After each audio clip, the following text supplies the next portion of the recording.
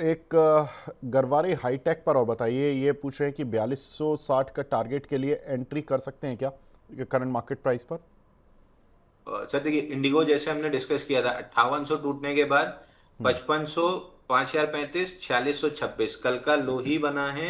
4645 अब ये pull back दे रहा है, लेकिन वीक पुल बैक है, तो जो भी बॉटम फिशिंग करने की कोशिश कर रहे हैं, याद रखिए 5035 से लेके 5150 10 डे मूविंग एवरेज तक बाउंस बैक के बाद अगर ये फिसला तो नेक्स्ट राउंड में 4626 तोड़ के 3780 आएगा। तो बहुत जल्दी मत कीजिए बॉटम फिशिंग करने की। गरवारे हाईटेक ठीक ठाक पैटर्न डेवलप हुआ है, ब्रेकआउट आया था 3574 पे, लगभग 3-4 हफ्ते लगा के उसको रीटेस्ट किया है। आज प्रीएम्प्टिव ब्रेकआउट कैंडल बन रही है। अगर रिस्क लेना है तो 3500 के स्टॉप लॉस से गरवारे हाईटेक पे रिस्क ले लीजिए। Strict stop loss, no more than 0.25% of the capital at risk. Strict stop loss, अगर चला तो आपको 4250 तक मिनिमम देगा और उसके ऊपर नई अपमूव बनेगी। तो 4250 का फिलहाल गरवारे हाईटेक में टारगेट पकड़िए। ठीक है, Neeraj Yadav ji, good morning sir. Marco lines take, ये इन्होंने 184 रुपये के लिए हुए हैं, अभी चल रहा है ये शेयर 170 के करीब। अंशुल भाई, इस पर शॉर्ट टर्म का टारगेट क्या रखें? सर इस पे मार्को लाइन अपना बुक हो गया ना? कुछ खुला है कि बुक हो गया, एक बार देखो। टारगेट कितना दिया?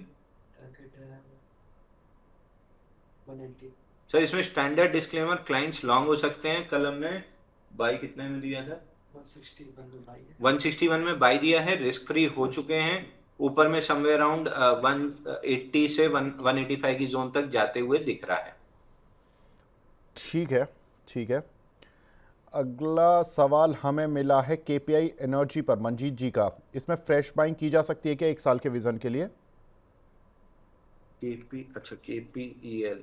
सर एक नहीं, कम से कम 3 साल का आपका नजरिया है तो बाई कीजिए पूरी तरीके से। 3 साल इस स्टॉक को समय लगेगा हर तरह की अपनी चीजें कंप्लीट करने में। सितंबर क्वार्टर में 41% ईपीएस, 37% सेल्स ग्रोथ है। धीरे धीरे इसी तरीके से 3-4 क्वार्टर निकलते हैं तो आराम से 545, 560 इस जोन तक आपको आराम से मिल जाएगा। आइडियली ये 3 साल का इन्वेस्टमेंट है। 3 साल से कम समय है तो गलत स्टॉक में, और ट्रेडिंग ये देता नहीं है। बिल्कुल। अब 2000 के करीब लोग हमें लाइव देख रहे हैं और अंशुल जी की लोकप्रियता बढ़ती जा रही है। अंशुल जी, अब एक बड़ा लोकप्रिय काउंटर था केन्स टेक का, जिसकी पिटाई हुई पीछे और अब रिकवर होने लगा है। कि जो पिटाई में जो लेवल आए थे 3702 के आसपास के, वो बॉटम बन चुके हैं, नए हाइस की तरफ दोबारा जाएगा ये काउंटर? जैसी रिपोर्ट भी आई थी, आई थिंक जेपी मॉर्गन की आई थी, मैक्यूरी की आई थी 7700 के टारगेट के लिए, या अभी और इसमें परेशानी है? अ, सर देखिए, केन्स टेक आप अगर अलाउ करें तो एक बार मैं यहाँ पे अपनी स्क्रीन शेयर करना बिल्कुल चाहूंगा सर, ताकि मैं बिल्कुल, यू आपको are most welcome, most welcome. Detail में इसको बता सकूं। हाँ हाँ, क्योंकि बता दीजिए। केन्स टेक समझने के लिए आपको इंडिगो समझना पड़ेगा। आपको एक इंडिगो था, एक और कौन सा था, ट्रेंट समझना पड़ेगा। 2-3 चार्ट आपको समझने पड़ेंगे, तब आपको सही केन्स समझ में आएगा कि मैं क्यों मना करता हूँ केन्स लेने के लिए। ठीक है आप सर, देखिए आप यहाँ पे, स्क्रीन शेयर कर दीजिए। मैंने पीसीआर कर टीम। दिया सर, एक बार अगर चार्ट हाँ, आप दिखा सकें। बिल्कुल, आ गए चार्ट, देखिए।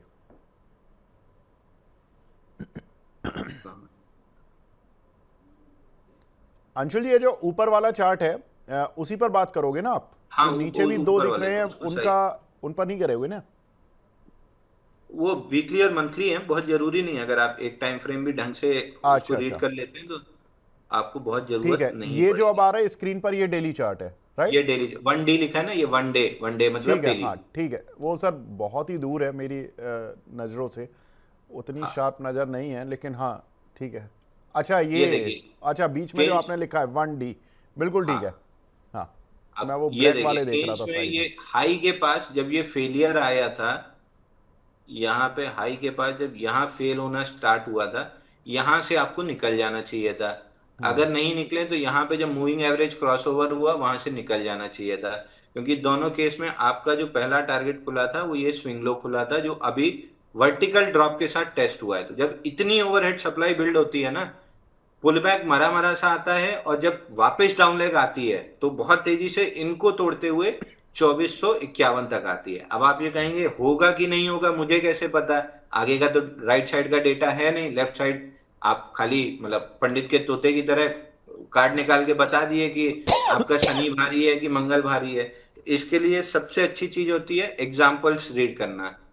ट्रेंड यहाँ पे ब्रेकआउट आया था, पुराने रिकॉर्डेड शो उठा के देख लीजिए, बार बार यही लेवल डिस्कस हुआ था, 7277 पे बाइंग क्लाइमेक्स कंफर्म हुआ है, और नीचे के काफी नीचे यहाँ तक के टारगेट हैं। देखिए अभी भी ये लाइन लगी हुई है मेरी फाइनल टारगेट की। आप जब जब पुल बैक्स आए, ये पुल बैक जब जब ऐसे पुल बैक आए, तब तब आपको डाउट हुआ कि ये नया हाई बना देगा, स्टोरी बहुत अच्छी है, लेकिन पुल बैक के बाद देखिए कितना शार्प गिरावट आती है गैप के साथ या वर्टिकल मूव, कि आदमी के हाथ पांव फूल जाते हैं, निकल नहीं पाते हैं। अब देखो ये पुल बैक में भी वही हुआ, ये नीचे आ गया, इस पुल बैक में भी वही हुआ, इस पुल बैक में भी वही हुआ, इस पुल बैक में भी वही हुआ।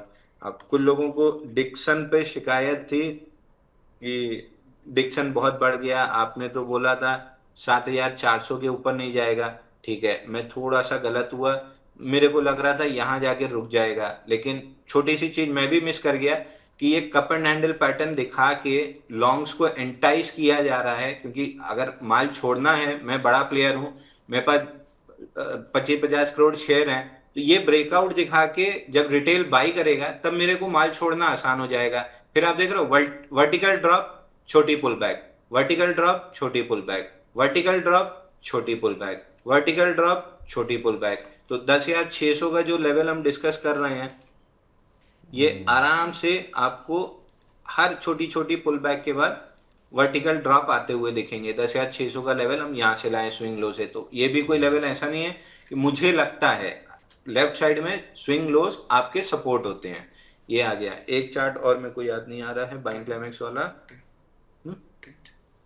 ट्रेंट हो गया, डिक्सन हो गया, एक और कोई था, एक और अभी मेरे को याद नहीं आ रहा सर, जब आएगा तो मैं बता दूंगा कोई वापस बात नहीं, कोई स्क्रीन। बात नहीं अंशुल बट भाई। इस तरीके से आप देखो ना, जब बाइंग क्लाइमेक्स बनती है या कहीं पे भी स्ट्रक्चर ब्रेक होता है, बड़ी लिक्विडिटी लेने नीचे आता है, तो बहुत जल्दी नहीं करना चाहिए। इसलिए मैं केन्स बोल रहा हूं आपको, चूंकि इतना वर्टिकल ड्रॉप है, एक मूविंग एवरेज के अंदर पुल बैक मिल सकता है, बट इवेंचुअली जिस दिन ये टूटा, ये लेवल आ जाएगा, तो ये जो ओवरहेड सप्लाई बिल्ड हुई है ना, ये पुल बैक को बहुत अच्छे से नहीं आने देगी। तो केन्स को अगर आप 6-8 महीना 1 साल के लिए भूल जाएं तो ज्यादा सुखी रहेंगे।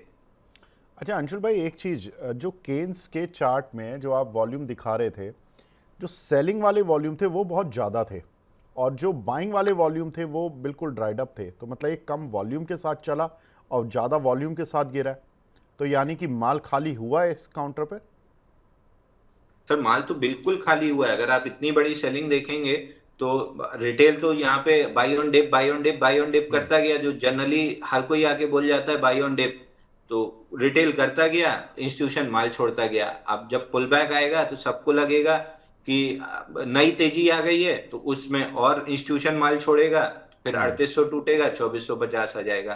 तो मैं आज नहीं 2 साल से बोलते आ रहा हूँ कि बाई ऑन डिप नहीं करना है, बाई ऑन रिएक्शन या बुलिश एविडेंस करना है। बनने दीजिए कि बुलिश एविडेंस बन जाए कि हाँ इसमें स्ट्रांग हैंड्स आ रहे हैं, क्योंकि आप और मैं कितना भी पैसा लगा लें, हम इंस्टीट्यूशन से नहीं लड़ सकते। कोई ना कोई जेन स्ट्रीट जैसा आदमी बैठा है जो एचडीएफसी में बाई करके बैंक निफ्टी चढ़ाएगा, पुट खरीदेगा, एकदम से एचडीएफसी बैंक ठोकेगा, वहां 50-60 करोड़ का लॉस बुक करेगा, बैंक निफ्टी में 2000 करोड़ का प्रॉफिट बुक करेगा। तो मोटा पैसा जिसके पास है वो मोटी मैनिपुलेशन कर सकता है, आपके पास नहीं है। तो हमेशा एक चीज कीजिए, एविडेंस का वेट कीजिए, थोड़ा सा महंगा मिलेगा, लेकिन एविडेंस जब क्लियर हो जाएगा तो ऑड्स आपके फेवर में हो जाएंगे।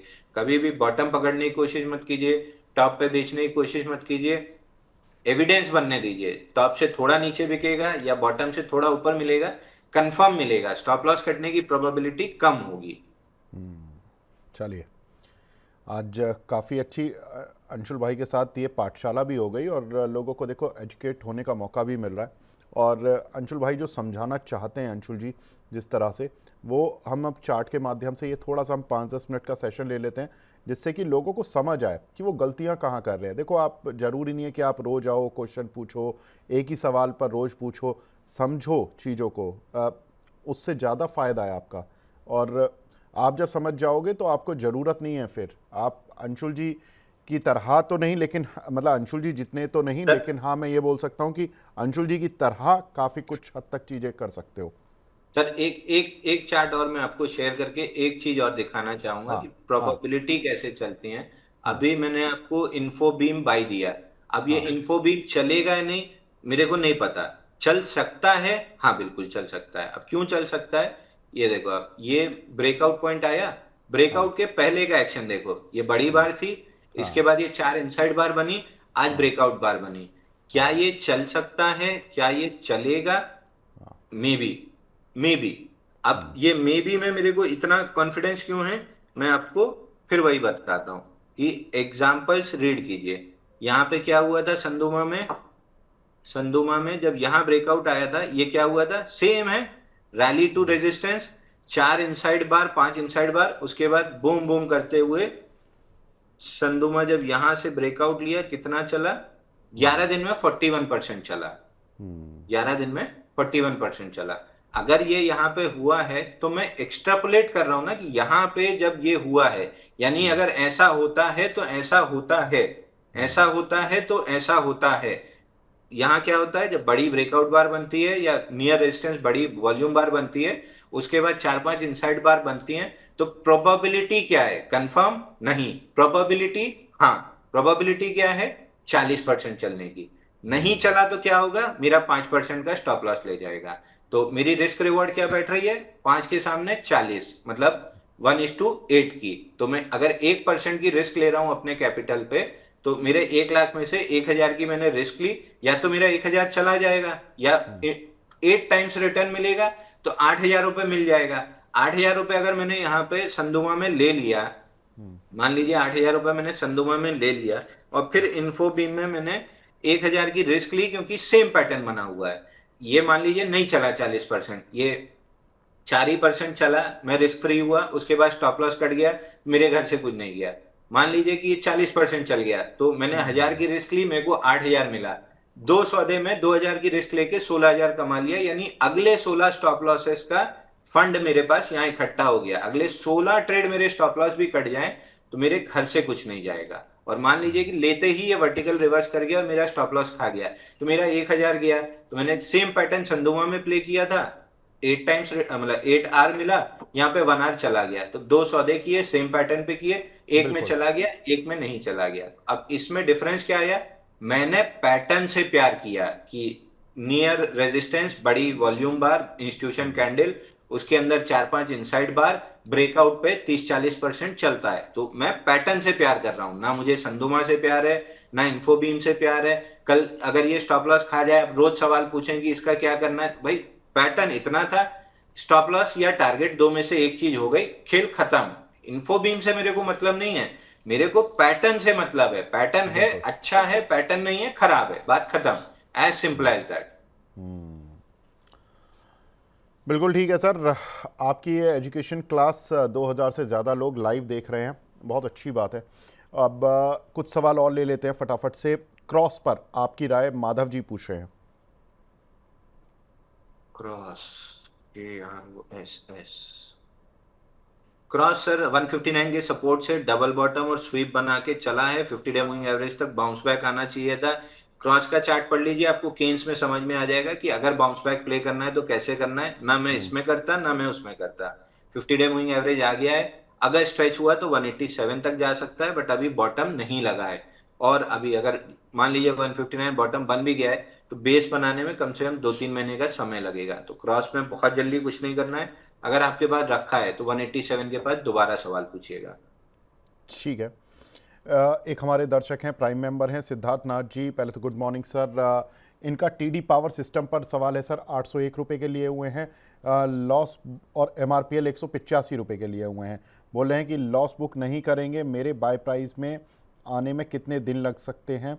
व्यू दे दीजिए अंशुल सर। MRPL और दूसरा कौन सा था sir? TD power. TD power. Sir MRPL में एकदम बेस के लोअर एंड पे, अभी किसी ने कपनल का सवाल पूछा था जहाँ ओवरहेड सप्लाई की हमने बात की थी। MRPL में बड़ा ओवरहेड सप्लाई था, ब्रेकआउट आया 150, टारगेट 187 था, 185 का हाई बना के नीचे आने लगा है। अब जब तक नया पैटर्न नहीं बनता है, एमआरपीएल में कुछ खास नहीं दिख रहा है। ब्रॉडली स्ट्रक्चर साइडवेज है। लोअर एंड पे मिले बाई, अपर एंड 187 190 मिले तो सेल। 190 के ऊपर टिकने लगा तो अप मूव मिल जाएगी। तो बहुत लंबा तो कोई व्यू नहीं है, छोटे छोटे ट्रेड्स मिलते रहें तो आप करते रहिए। लॉन्ग टर्म में शायद ये साइडवेज ही रह जाएगा, नीचे 100 120 ऊपर 190। टीडी पावर से लोअर हाई लोअर लो बनाना स्टार्ट किया है 709 के नीचे। अगले 1 से 2 हफ्ते में अगर 710 के ऊपर नहीं टिका तो ये 551 तक आराम से आएगा। और अगर 551 आता है तो ये ना सिर्फ रिटेस्ट होगा बल्कि ऑलमोस्ट ब्रेकडाउन कंफर्म हो जाएगा। तो 1 से 2 हफ्ते अगर 710 नहीं निकला तो एग्जिट करना पड़ेगा। ठीक है सर। एक हमारे दर्शक हैं राज पटेल साहब, अब ये मेंबर बन गए हैं। पटेल साहब, आपका स्वागत हमारी इस प्राइम मेंबरशिप में। एक शक्ति पंप पर बताइए अंशुल जी, एक दर्शक काफ़ी देर से सवाल पूछ रहे हैं, शक्ति पंप पर सर क्या करें? शक्ति पंप में कल इंस्टीट्यूशन कैंडल थी, पुल बैक में 22 मिलियन का वॉल्यूम था, 5,517% राइज। आज भी 1694% वॉल्यूम राइज है, 14.5 मिलियन का, 8 लाख के अगेंस्ट। मेजर रेजिस्टेंस 653 है जो पहले सपोर्ट था, अब वो रेजिस्टेंस है। 50 डे मूविंग एवरेज खड़ा है 717, यहाँ तक पुल बैक आ सकता है। सेम क्रॉस जैसा चार्ट है, पुल बैक ले रहा है। 50 डे मूविंग एवरेज 713, वहां पे एक बार सवाल 720 सॉरी, यहाँ पे एक बार सवाल पूछ लीजिएगा। अगर इसके ऊपर निकला तो एक बार शायद 820 दे दे, बट पुल बैक में सेल वाला ही कैंडिडेट है। जी, मोहम्मद रफ़ीक साहब हैं, इनका सवाल है Anshul sir, Himadri speciality chemical 474 रुपये के लिए हुए हैं, इस पर एडवाइस दे दीजिए। 10 20 50 एक दूसरे के ऊपर आने की कोशिश कर रहे हैं, प्राइस तीनों के ऊपर सस्टेन कर रहा है।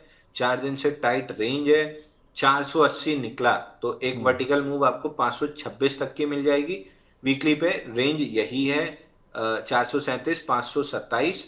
रेंज के लोअर एंड से चला है, रेंज के अपर एंड तक आ सकता है। आशीष सिंह जी का सवाल है BCL इंडस्ट्रीज़ 38 रुपये का लिया हुआ है सर, इसमें कोई बाइंग क्लाइमैक्स हुआ है क्या? बीसीएल सर, बीसीएल इंडस्ट्री में तो बाइंग क्लाइमैक्स 67 रुपीज पे हुआ था, जिसका फाइनल टारगेट 18 रुपये 24 पैसे। फाइनल टारगेट आता है 17 रुपये 74 पैसे। ठीक है, तो इसमें कोई ऊपर आने पर निकल जाएं या क्या करें सर? 2 मंथ सर, का व्यू। इसका रीसेंट ब्रेकडाउन 39 पे आया है। Pull back 50 day moving average 36 तक, 35 36 तक आ सकता है। आए तो निकलने की कोशिश कीजिए। इवेंचुअली पुल बैक थोड़ा डीप भी कर ले तो घबराने की जरूरत नहीं है, आना उसको इवेंचुअली 17 रुपये 74 पैसे है। ठीक है, सुमित गुप्ता जी पूछ रहे हैं, हमारे प्राइम मेंबर हैं, तिलक नगर इंडस्ट्री सर 470 रुपये के लिए हुए हैं, होल्ड या एग्जिट शॉर्ट टर्म के लिए? तिलक नगर इंडस्ट्री 435 रुपए का लॉन्ग लिक्विडेशन का टारगेट था, अचीव किया है। 10 20 50 एक दूसरे के नीचे हैं। अगर ऊपर जाना भी है तो मूविंग एवरेज न्यूट्रलाइज करने में कम से कम इसको 3 से 4 हफ्ते लगेंगे, क्योंकि एसटीबीएल में एक प्राइमरी इंडिकेशन दिख रहा है, तो शायद उसका स्पिल ओवर इफेक्ट पूरे सेक्टर में आए, क्योंकि यूनाइटेड स्पिरिट ऑलरेडी तेज लग रहा है। एसटीबीएल में प्राइमा फेसी इंडिकेशन आए हैं, तो शायद इनके बुरे दिन जो 1 1.5 महीने से चल रहे हैं वो शायद खत्म हो रहा है। ऑल सेड एंड डन, 430 के नीचे क्लोज करे तो स्ट्रिक्टली एग्जिट, क्योंकि 375 एंड बिलो के टारगेट मिलेंगे। अगर ऐसा नहीं करता है, 430 के नीचे क्लोज नहीं करता है, तो 3 4 6 हफ्ते बेस बना के 466 का ब्रेकआउट लेके अप ट्रेंड रिज्यूम कर लेगा। इडलवाइज सक्तानी जी का सवाल है, 106 का लिया हुआ है सर, होल्ड कर लें क्या, क्या टारगेट रखेंगे? सर, एडलवाइस हमने डिस्कस किया था, 120 पे फील्ड ब्रेकआउट है, 101 रुपये 100 रुपये 14 पैसे का टारगेट है, जो 9 दिसंबर को टेस्ट हुआ था। Pull back 10 day moving average तक आई है, थोड़ी सी खिंच के 108 तक आ सकती है 50 डे मूविंग एवरेज और स्ट्रक्चर का रेजिस्टेंस। 108 नहीं निकला तो फिर 100 भी आएगा और 88 भी आएगा। 108 110 निकल गया तो फिर 120 आएगा और 120 निकलने के बाद अप ट्रेंड रिज्यूम हो जाएगा। शंकर सिंह जी हैं, पहले तो प्रणाम शंकर जी। और JSL 750 रुपये का लिया हुआ है और पॉलिसी बाजार इन्होंने 1800 पर लिया हुआ है, प्रॉफिट कहाँ बुक करें सर? और अगर कोई इनको ऑर्डर जीटीटी ऑर्डर लगाना है तो प्लीज़ स्टॉप लॉस भी बता दीजिए सर। सर पॉलिसी बाजार में एक राउंडिंग बॉटम बन रहा है, 1950 का ब्रेकआउट है, ऑल टाइम हाई का टारगेट है। बट मैं अभी थोड़ा सा रुक के लूंगा, क्योंकि न्यू एज कंपनीज में पैटर्न बहुत अच्छे डेवलप हो रहे हैं। अगर mid cap index small cap index में ब्रेकडाउन आया तो फिर बहुत दिक्कत में रहेंगे, मुंह के बल गिरने लगेंगे। लेकिन अगर वहां ब्रेकआउट आ गया तो ये आराम से ऑल टाइम हाई चले जाएंगे। तो जब इनहेरेंट अभी स्ट्रेंथ नहीं है, ऑल डिपेंडेंट ऑन इंडेक्स, तो पहले इंडेक्स को क्लियर हो जाने दीजिए, ऊपर जाना है कि नीचे, तब इसमें ट्रेड कीजिएगा। स्ट्रक्चर ठीक है बट मेरे को ब्रेक पे है, तो यहाँ पे रिस्क लेने जैसी नहीं है। अगर आपके पास है तो आपका मैंडेटरी स्टॉप लॉस 1720 रुपए का बनता है। इसके पहले कोई बड़ा स्विंग लो नहीं है, अगर बना तो रिवाइज होगा, नहीं फिलहाल तो 1700 1720 की जोन है। जेएसएल 788 844, ये सॉरी 801 844 मेजर रेजिस्टेंस जोन है, 788 चल रहा है। 801 844 इस जोन में मेजर सप्लाई फेस करेगा। इवेंचुअली जब इस रेंज को निकालेगा, क्योंकि कंसोलिडेशन शायद 3 महीने लगा दे इस जोन में कंसोलिडेट करने में, बट इवेंचुअली जब 844 निकलेगा आराम से 1100 रुपए तक जाएगा। मेटल काउंटर में को 2 3 4 5 साल की तेजी अभी दिख रही है, जो पिछले 2 साल से चल रही है, वो अभी आगे भी 2 4 5 साल चलेगी। उस रैली में ये भी 1100 1200 निकल जाएगा। तो इन्वेस्टर का स्टॉक है, ट्रेडर का नहीं है।